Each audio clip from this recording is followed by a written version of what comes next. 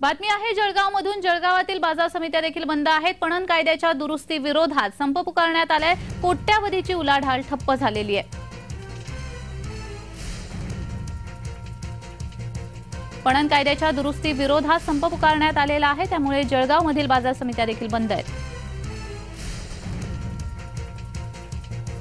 शेतीची अर्थव्यवस्था पूर्णपणे कोलमडणार आहे आणि मोदीजी म्हणतात की भारत हा शेतीप्रधान देश आहे, पण शेतीप्रधान देशामध्ये जर शेतकऱ्यांचे केंद्र सरकारच्या आयात निर्यात धोरणामुळे कांद्याचे बाजारभाव, कापसाचे बाजारभाव, सोयाबीनचे बाजारभाव हे जर आयात निर्यात धोरणामुळे पडलेले असतील आणि अशा वेळेस शेतकरी कोलमडलेला असेल आणि अशाच वेळेस तुम्ही जर हे कोणाचीही मागणी नसताना अंमलात आणत असाल तर हा शेतकऱ्यांवर संपूर्णपणे अन्याय आहे। तर याचाच आढावा घेतलेला आहे आमचे प्रतिनिधी जुगल पाटील यांनी। पाहूयात। शहरातील कृषी उत्पन्न बाजार समितीत या ठिकाणी संप पुकारण्यात आलेला आहे। हमाल व्यापाऱ्यांसह व्यापारी बांधवांनी हा संप पुकारला असून आज जळगाव शहरातील कृषी उत्पन्न बाजार समितीमध्ये शुकशुकाट बघायला मिळत आहे।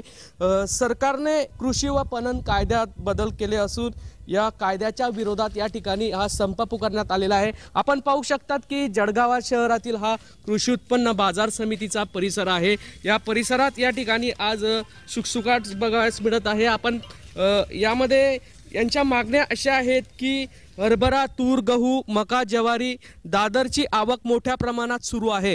मात्र सरकारने कृषी व पणन कायद्यात बदल केले असून या बदलाच्या विरोधात सहकारी संघाने या ठिकाणी एक दिवसीय लाक्षणिक बंद पुकारला आहे। या विधेयकामुळे बाजार समिती मोडकळीस येथील शेतकऱ्यांचे हित डोळ्यासमोर ठेवून बाजार समिती काम करते। मात्र या विधेयकात शेतमाल विक्री प्रक्रियेस आधार वाटत नाही, त्यामुळे शेतकऱ्यांची फसवणूक होऊ शकते, शेतकऱ्यांचे आर्थिक नुकसान होणार असे मत या ठिकाणी बाजार समितीच्या पदाधिकाऱ्यांनी यावेळी व्यक्त केले आहे। जळगाव शहरातील बाजार समितीत हा संप पुकारण्यात आलेला आहे।